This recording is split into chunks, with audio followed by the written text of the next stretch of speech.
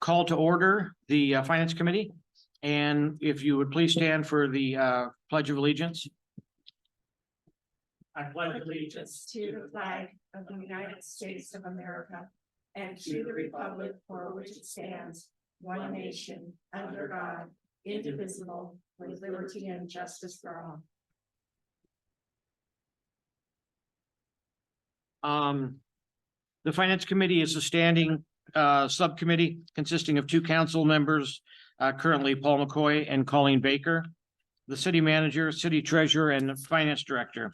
The Finance Committee considers and makes recommendations on matters referred to it by the city council relating to finance, budget, audits, capital planning, and debt.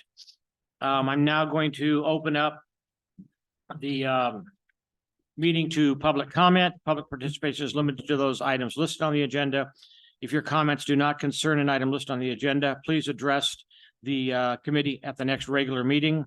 The city requests that persons addressing the Finance Committee refrain from making personal slanders, profane, or disruptive remarks.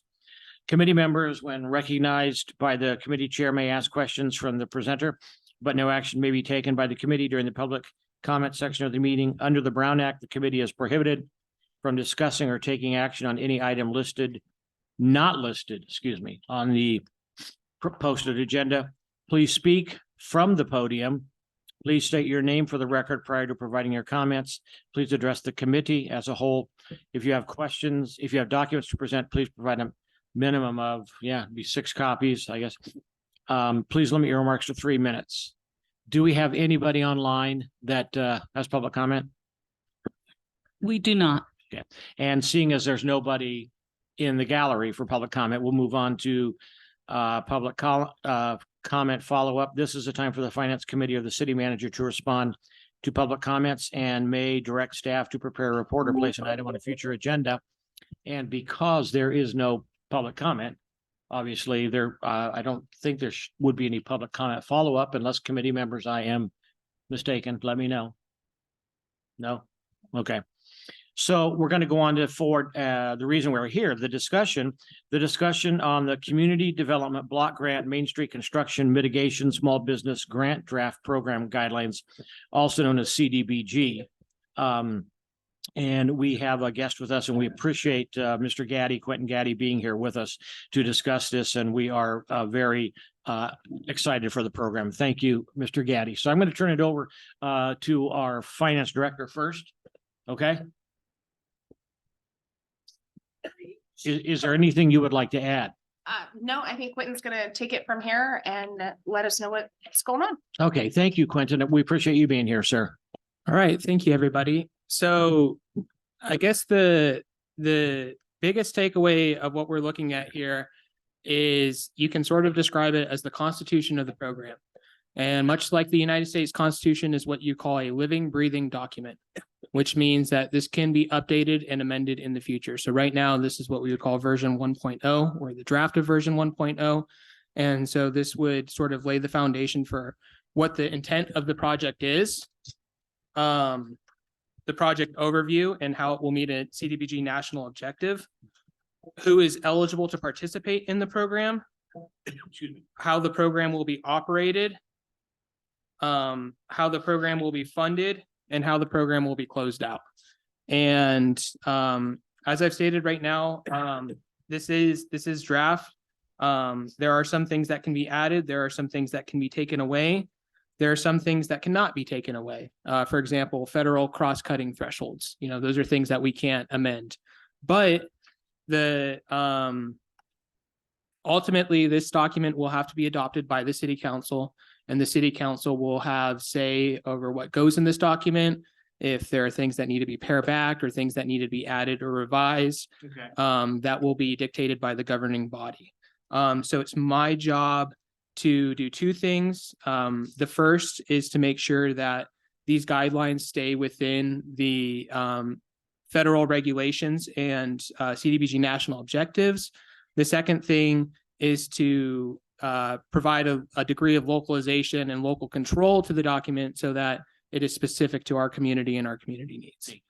And with that, I can take any questions on the scope of the program, the contents of these guidelines, and any questions, comments, or concerns therein.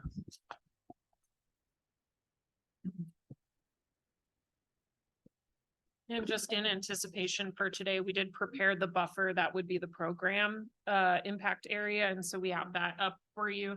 I still have to get an updated parcel layer from the county with the updated assessor information. But this will basically include all of the parcels with situs addresses related to it as well. And the plan was to provide an Excel spreadsheet over to Quentin and SCDC, so that when people do apply, they can actually basically put in their address or the APN, and then it'll tell them if they're eligible or not to begin with before they even do the form. But I can zoom in on any areas, and this is, I don't know, Quentin, if you want to talk about if this is something that can be amended. Right now, we're using a 300-foot buffer, which is pretty standard for public noticing. So anyone within 300 feet of Highway 3, but I believe we can amend that, correct? If you would like a larger area or a smaller one. Yes, this is correct. So this is something where it would make more sense to start small and potentially work up as needed. So there are several reasons why that might be required. For example, if there is insufficient demand for the grants and we're not meeting our spending timetables and we wanted to open it and expand it further. The second is right now it only refers to direct impacts, and there are many businesses and many places that could make a case for indirect impacts. Let's say you're a food distributor and you deliver to some of the restaurants, for example, you drive trucks and for example. So right now we've kept it fairly simple and have stipulated that it's direct impacts for commercial storefronts.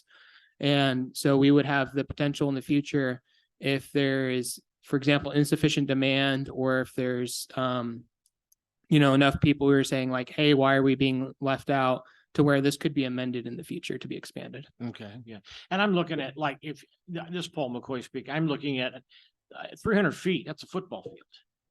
So, I mean, that covers like smoked tomato pie. It probably is going to cover grocery outlet. It's probably going to cover, I mean, it's going to cover other places that are within, I mean, that's 300 feet. Isn't grocery outlets probably not more than 300 feet? Yep. Sorry. Yeah, so So again, it's the Yeah, parcel is within it. for me, Madam Councilwoman and Finance Committee members, that I think 300 feet is a good start. And then as Mr. Gaddy has said, if we get to a point where we go, hey, we got a little, we haven't expended what we thought we've expended, or we have 2 or 3 people coming in, or 1 or 2 and said, hey, blah, blah, blah, this is how it affected me, then we work with that. And just personally, I don't think that will be the case. I have already probably received calls from maybe 15 businesses thus far, and we have funding for up to 19 max awards. There will be some awards that'll be smaller, so I'm sure we can serve more than that. Sure. But there has already been sustained demand ever since we've had the Siskiyou Daily News publish an article on its opening. And I've been steering for the last 6 months since we talked about this. I've been said, yeah, there will be something, and steering them towards you. So specific businesses. So How far south does the area go? To Moonlit Oaks. Correct. To where? Moonlit Oaks. Yeah. And again, that can be amended if you want to change that. So yeah, so it doesn't hit it wouldn't hit then the Rayleigh's mall, I guess. Correct. Yeah, Okay. the spirit of the program is for those mom and pops. It's for the smallest of the small. So we have like a 25 employee cap, for example. And these businesses have to principally serve and employ persons who are considered low to moderate income. So for example, you could be located on Main Street, but let's say everyone that you pay makes a salary greater than $46,000 a year, Yes, they would not be eligible for the CDBG national objective. but could the expansion be such that like a Linda's Soup Kitchen, if they decided, because they're smaller and they're family owned, could they decide to apply if we change the Yeah, that is correct, as long as they would be able to meet all the other criteria? criteria, correct? Yeah. I mean, I can understand everything else there is just about, is corporate. GNC, the hair place, the Harvard Freight. Yeah, and the idea too is, a lot of those storefronts don't actually have an opening on Main Street. There's never at any point where like the Rayleigh's parking lot was completely sealed off and you couldn't access it. So you can make the case that the impacts there are not going to be nearly as substantial as like for example El Zaguan Taqueria on Main Street, where it's Yeah, got like a little land bridge that covered in cones. I'm saying that for me, the most number of complaints I got so far, and the most repetitive complaints were from, and I know they're corporate, but they had that place tied up for a long, long time. So that's why, I don't know that Linda will even, but I'm just asking. So, yeah, I'm comfortable with this, Madam Councilwoman. I mean, I know that I think when it comes down to it, there are going to be a lot of private sector that are going to say, as would I'm not comfortable giving you my income tax and that kind of stuff. And so that's just how they work. It's like farmers. As farmers, my parents nor my wife's parents ever qualified for scholarships, even though we made less. But because when you get that big crop loan for $1 million or $2 million at the beginning of the year, you don't want to share that with everybody. I don't, it's just a weird thing. So. But So what is the selection process? Is it first come, first serve? As long as you hit all the criteria, you're good to go? I'm just curious if decision making of yes or no. Yes. So the decision making process as it is will be currently first come, first serve for businesses who are able to meet all of the requirements and the national objectives. Particularly, everyone who receives funds will have to demonstrate either the retention or creation of a job. And that is definitely the crux and the heart of this program. So the way it's designed, it can be really, really difficult to do carve outs or set asides that don't come into conflict with U.S. civil rights law. That can be one of the difficulties with like putting any kind of like set aside or equity requirements, in the statute itself. But the spirit of the program and the intent of the program is to prioritize the smallest, the ones who are most likely to be impacted substantially. And that's how the guidelines are currently written. And right now, just based on, there will be a couple things in this program that are going to cause bottlenecks and that are going to make the money move slow. For example, SAM.gov registration is going to likely be the largest bottleneck of all throughout the program. And there's nothing I can do about that requirement. It's a federal cross-cutting threshold. So I don't anticipate opening an application period and then having the money gone like right away. It's going to go in waves most likely. I'm sorry, do you have questions? Go ahead, because I'm not. Well, I kind of like to discuss things a little bit. That's my style. So is this program for businesses going forward now, or can businesses who were negatively impacted, if they meet the requirements and everything that they are supposed to meet, can they also apply for this money? Yes, it would be really, really difficult to like create application timetables based on when there are actual orange cones out in front. And whether you received impacts last spring or impacts next spring, as long as the applicants can tie some direct nexus to impact at any point in time throughout the project period, and this is specific to the Caltrans project, they're going to be eligible. Okay. I actually would like to see the zone extended. All the way basically to Walmart.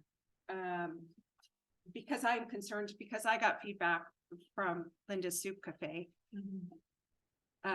That they were really impacted by this project. And even though they didn't open up onto Main Street, people quit going to them for There's a lunch. couple others there. As did I. There's like a details shop and something. Yeah. else.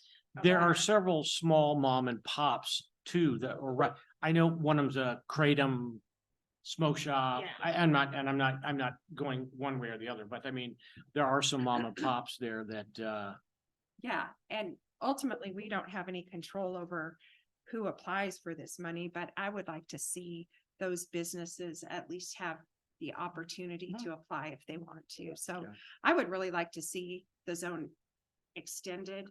And then, Quentin, what kind of outreach are you going to be doing? Or, I don't know if you're the one who's going to be doing outreach to the businesses. Mhm. So we'll have a multi-pronged strategy. One of them that's definitely been effective, at least what I've seen the most response from thus far, has been that Siskiyou Daily News article that came out the other week. That was the biggest uptick. We see occasional traction on things that with grapevine posts and other stuff online through social media, but I think this would really benefit from what you'd call a boots on the ground type outreach, where you actually do take physical flyers and you send them out to everyone who's listed on that address list. It's not a substantial amount of money to print those and mail those off. You know, it's $500 or $1,000, whatever it is, to get it done. And that's probably going to be the most effective.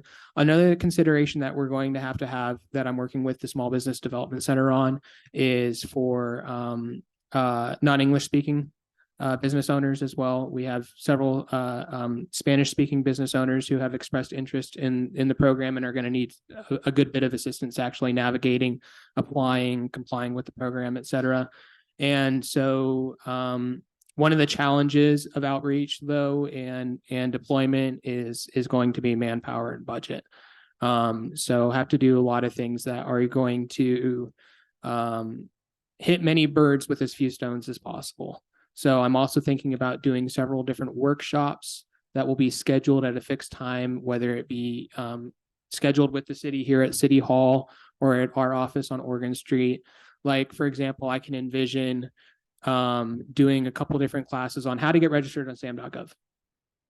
Because I can go business to business and work with the owners and spend a couple hours of my time actually up and doing it, but there could be a substantial benefit of trying to knock out a lot of these all at once by having people in like curriculum structure. So this is something I'm also open to ideas and feedback on.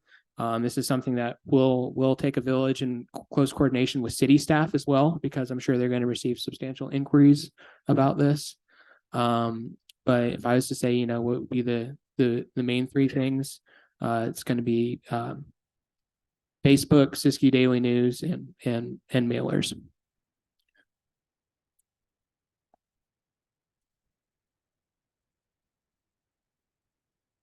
I have a question. I'm just formulating it in my mind. I had a family member tell me the other day that I'm just too blunt sometimes. It puts people off. So,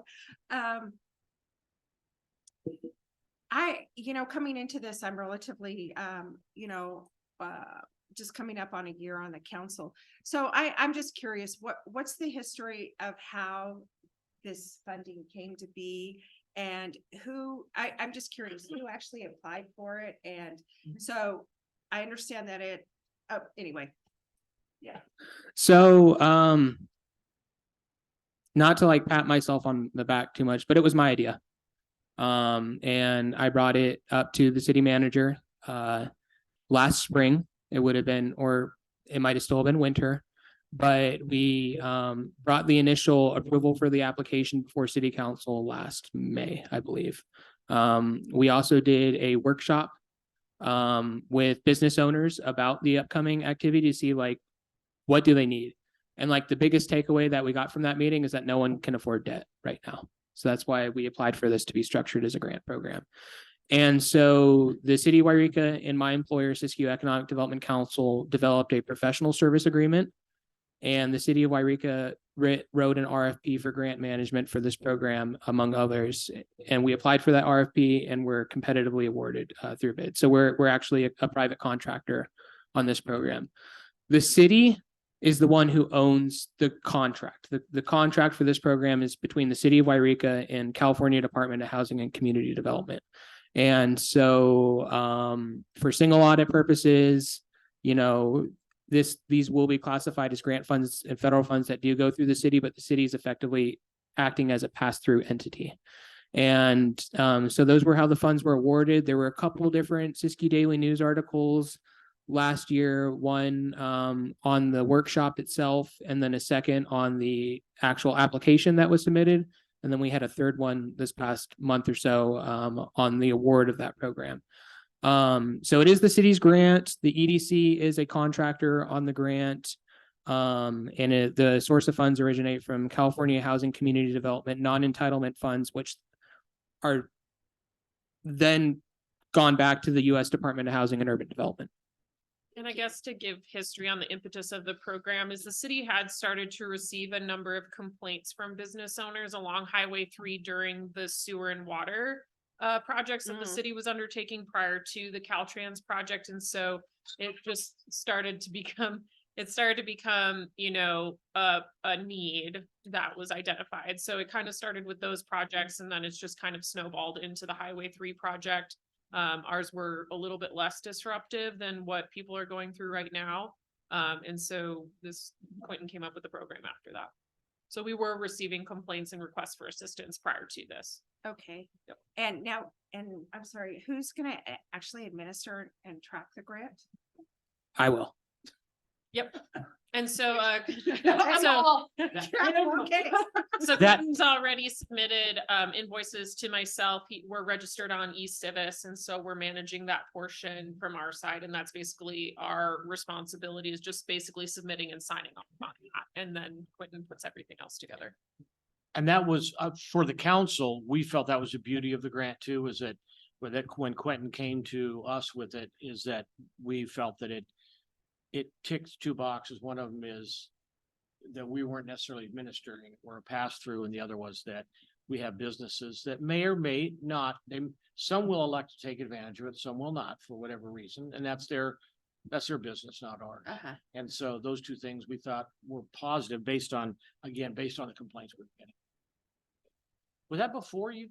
Yeah. Do we do? Okay. Yeah. I lose track because it seems like you've been here for You just ever. need some We- candy. It seems like you've been here forever now, so yeah, but I mean, we were very excited as a council, and I think as a city, when I say that I mean the office, that Mr. Gaddy had brought this to us, and we were glad to see him push for it, so. Well, kudos to you, Mr. Gaddy.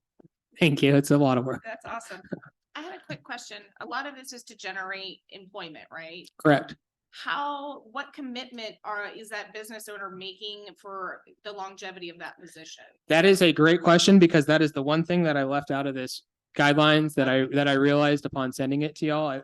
I actually, I mean, they run out of money, they're a buck. yeah, I have it written on the front page. I forgot to put in the job retention period requirement. That should go under section 4.3. So I'll add it to that section. But what we're going to be looking at doing is, so this grant's basically going to be structured after the Paycheck Protection Program that went out during COVID-19. And the way the program is going to be structured is we're going to provide 3 months of operating expenses to businesses. And this will include payroll, which should be the bulk of that, lease/mortgage for their commercial storefront, and any kind of utilities and other, monthly costs that they have incurred to run their business. And so that job retention performance period, there is no hard requirement from federal statute on how long that period should be. It's all up to us. And so to me, it makes most sense to just have that match that 3-month period that demonstrate you're receiving these grant funds while you're holding on to your employees for this period of time. We want to, the big thing is we want to make sure that people are keeping their jobs. Want to make sure it wasn't like 3 years or something. Quentin, one more question from Paul McCoy, and then I think on section about the program 1.2, the Highway 3 Rehabilitation Program 1, 2, 3, fourth paragraph down. Completion expected in 2024. I don't know what you guys are hearing, but from contractors, I'm hearing 2025 now. They're saying there's no way they're going to get it done. So let's assume it's going to be done in 2024, but if we needed to extend it and we still had money left over, could it be extended? Let me Let me pull up the actual contract real quick. So that language that I put in 1.2, I actually copy pasted straight from Caltrans and Yeah. their project description. But this CDBG grant contract is a 36-month contract that goes until June 30th, 2026.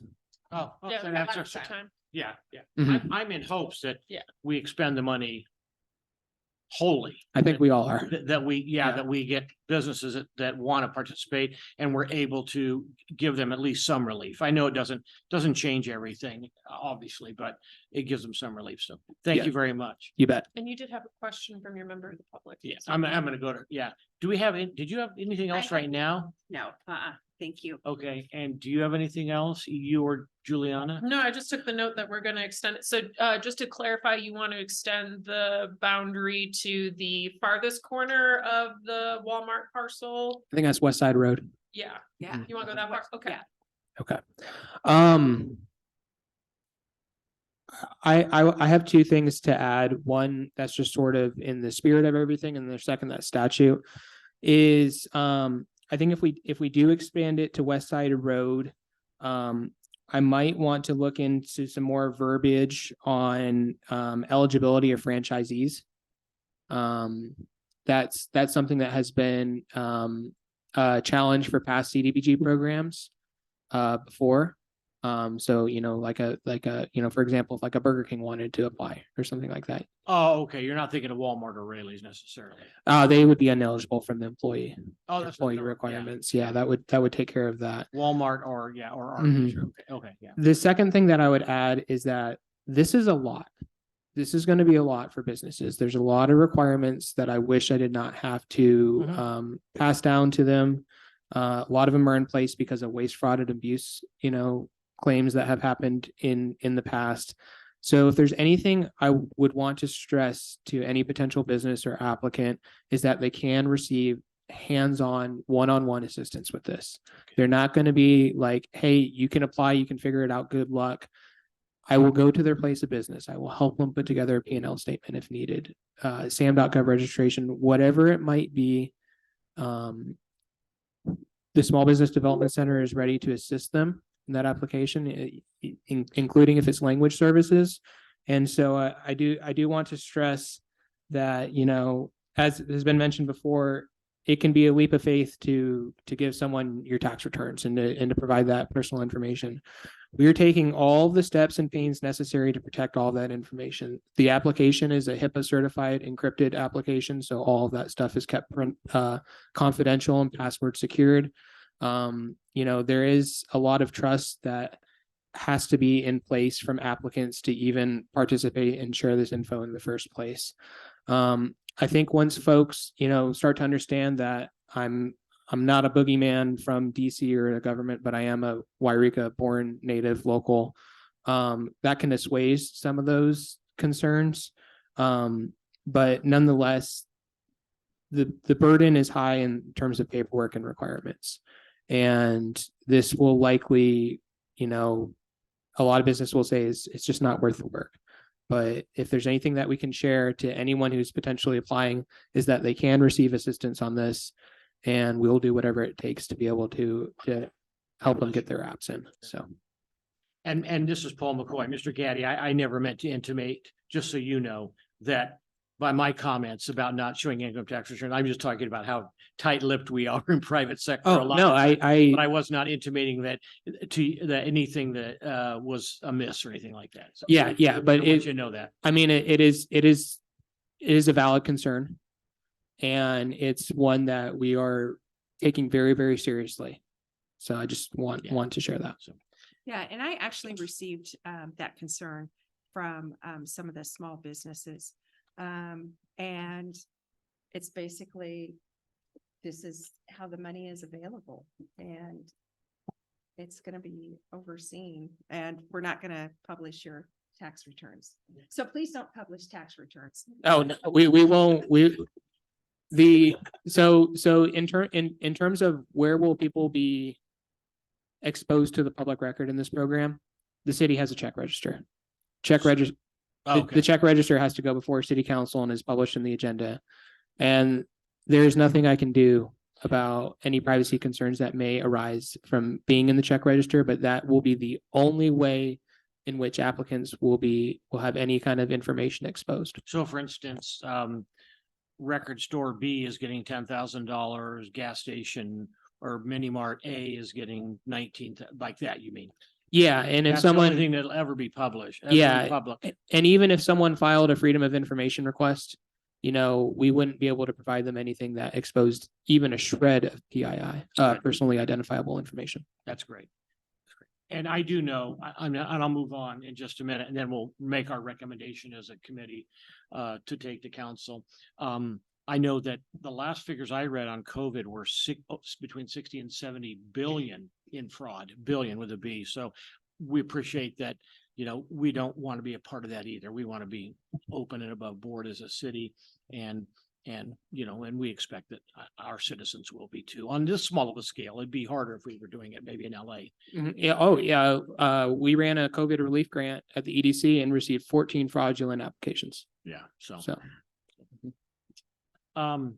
Before we move on, any other comments right now or questions for Mr. Gaddy or anybody here? Okay, No. so Ms. What's that? Myers, you own Jolly, I was gonna say, so, and did you want to come up to the podium? Yeah, and so we did public comment already, so I know this is a little, but you're the only one here and you are a business person and you have interest and we are very excited and that will raise up for you if you I don't go. think I need it. I got a pretty Okay. loud voice. Okay, the whole podium raises. Okay, I have questions for this young man. On your boundary thing on the roads, Mhm. I heard someone saying something about the front entrance. So our bar sits right on the Y.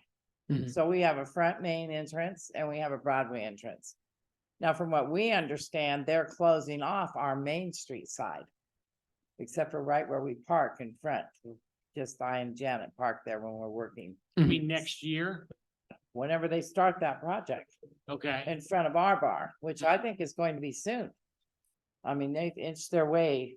I mean, they were just right there by Rite Aid right now. Well, the old Food Mart. Food, whatever that place was. if I might, are you okay with this? And you can correct me if you know, but if I might, because that's not really a question for you. I mean, I Well, when I don't, walked in. I don't, yeah, I when don't. walked in, you You're in guys the were, eligible area. yeah, you guys were, yeah. I don't think they're gonna start Yeah, starting that's your what I area. thought. They won't even be in your area till next year sometime. Spring. What's Oh, that? we've been dealing with the water boys. We've been dealing with Yeah. all of those guys. Yeah. So my question is. Weekends, our bar's busy. Not so much during the daytime, but at nighttime. But during the day. It's way slowed down because of all this trafficking. But, well, because of construction.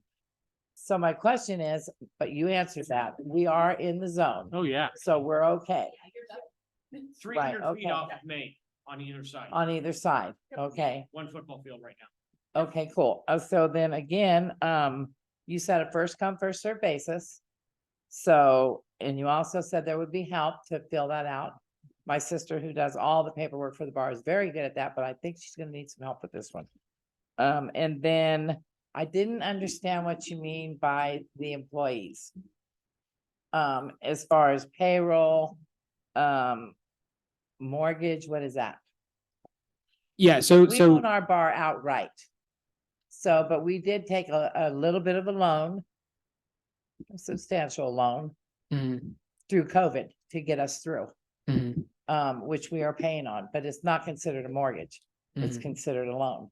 So I don't know if that would qualify. And then you said something about retaining employees. Correct. Okay, so I've been going through the employees lately. So, Oh, man, it's hard. yeah, there's not a single business in this county who has had a good job, like good success with retaining employees. It is the Yeah. number one challenge for small businesses right now. Before it was access to capital, now it's employee retention. It's like, where did all the workers go? Is what I Exactly. hear from everybody. So this retention requirement is not going to be specific to any individual employee or name. What we're going to be looking at is your payroll and basically are you using these funds to maintain that payroll.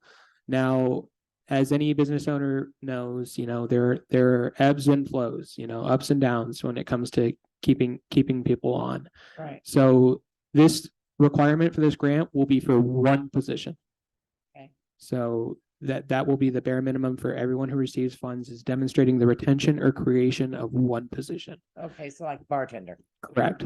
So like my sister, even though there were owners, we also bartend.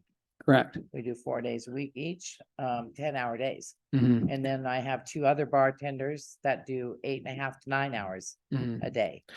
And then the little bar backs, those are the ones we're having problems with. I actually just had to add a bartender. Mhm. So, okay, so I get it. So one position, bartending. We keep you guys Correct. happy. And it can be a combination because that position is a full-time equivalent.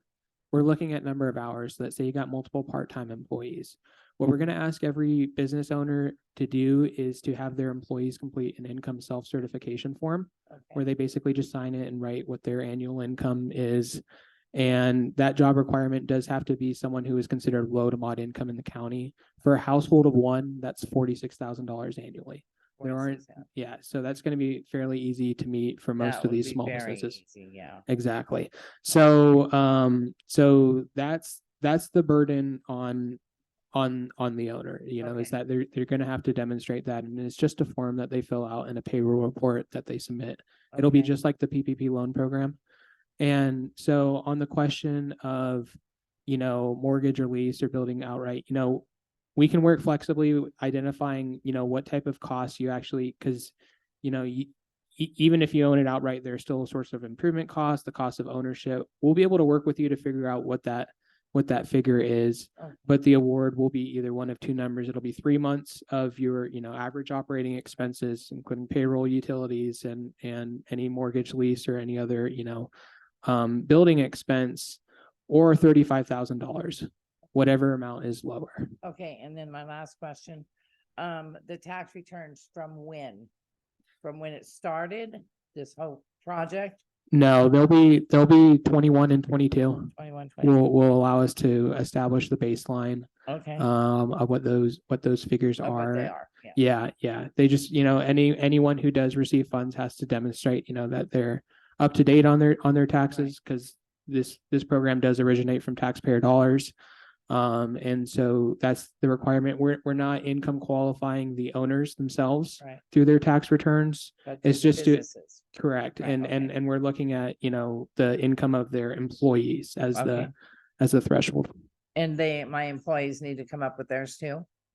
No, No, they'll okay. have a self-certification form. So, yeah, So they'll just, all they'll need to do is check a box, sign in date, and then on the back page, you write what their position is. Okay, And that's that. So we can self-certify that. okay, she's definitely gonna need your help. No problem. Well, I'm saying that. She'll probably say, I can do this. Okay, so 2021 and 2022, got it. Mhm. Yeah, we're on the up and up. We made it 17 and a half years so far. You had it that long now? So, yeah, it's Yeah. been that long since we've owned it. Yeah. Mhm. Okay, so I thank you very much. Yes. And, oh, you betcha.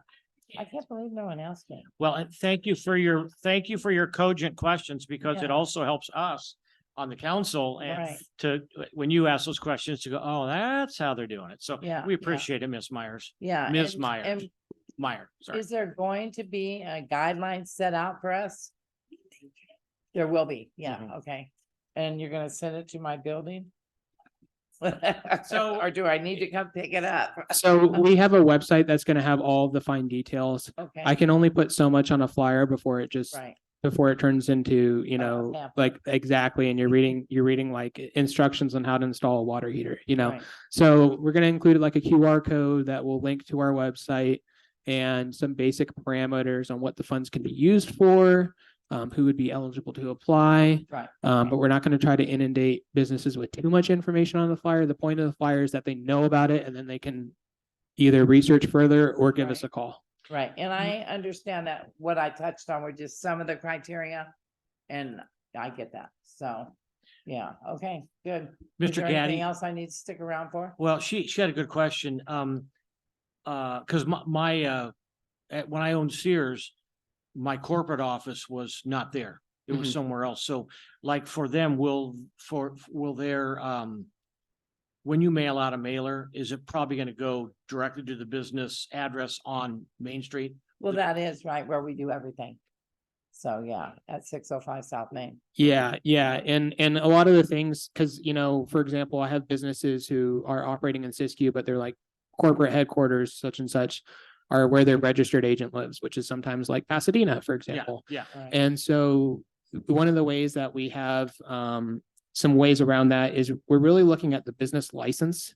Yeah. Is that We have a Got, business okay, got it, license got it. That we explains it. Provide the mailing address. exactly, and that business license, will also tell us like, is this business in compliance with all the code regulations? Because there are some that'll have code violations and won't be eligible to apply, for example. And so that business license is really going to be the crux of this, of identifying eligibility. You Well, answered now it. that Thank you. leads me to another question. What about grandfathered in? We're grandfathered in. I can assure you, you do not have any code violations, I because know I you would don't. know. You would know. I would know You'd if be you do. honest. You do not have any Yeah, code violations. But my point is those businesses that are not grandfathered in, because you were talking about places that need to be up to code and everything, we are grandfathered in. If we touch one thing on that building, we have to come up to code. Yeah, so it's not so much about coming up to the current like building code or Right. municipal code or anything like that. It's if you have like a code enforcement violation, for example, if you've erected a structure without a permit in the Right, last okay, year and we've yeah. sent you a notice of violation. Right, If you've got, a ton of trash on your property and you're not keeping it clean, you have a vegetation management issue Right. for fire safety. Those are the code violations Okay, we're talking got it. about. Good. Yeah. So if you're Okay. not up to the current building code, that's not part of this Right, whole thing. okay. It's just really more of, we want to make sure that the businesses that are getting these are in compliance with our current rules. We don't want people who haven't been maintaining their business, people who haven't been in good standing with us with business Right. licensing.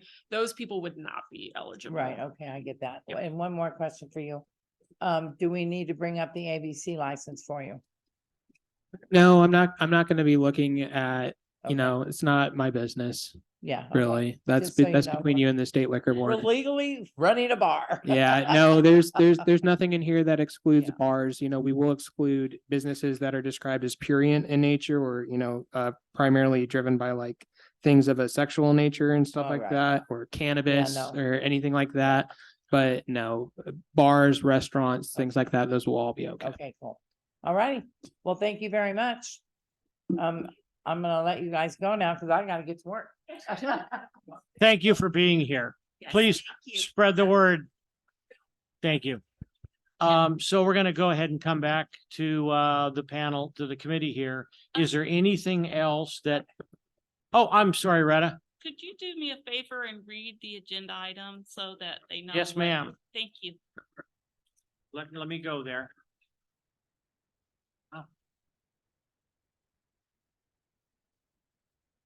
This is for the city council meeting agenda.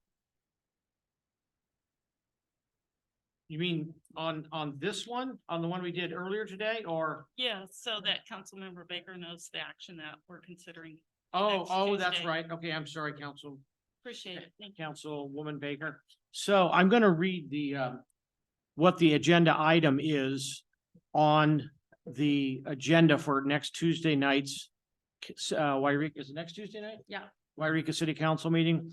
It's listed as new business under city manager, and it is listed as, there are two things, so it is A. I'm not gonna go over B, that's a whole different thing. And the title is CDBG Main Street Construction Mitigation Small Business Grant Program Guidelines. We're just approving the guidelines.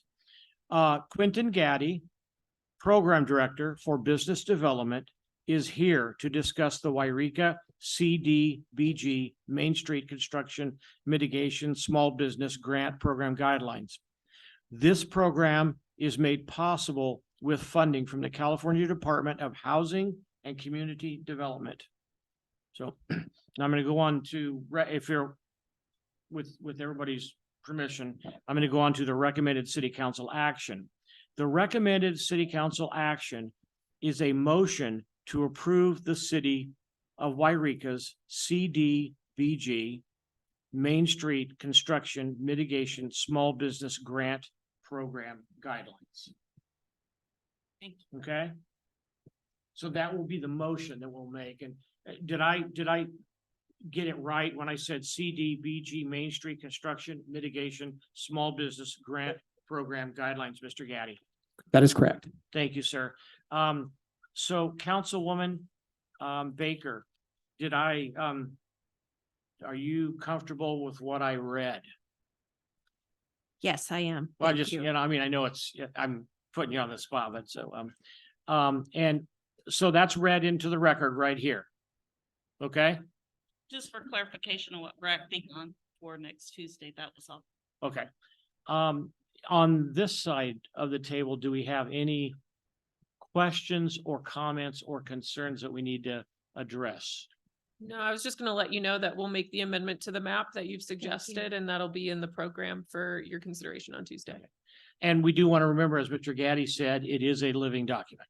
Yes, yes. So as I see it before council, we have two main revisions to make. That's going to be in section 2.4 that will amend Moonlit Oaks Avenue to West Side Road, Okay. and section 4.3 that will add the job performance period for grantees.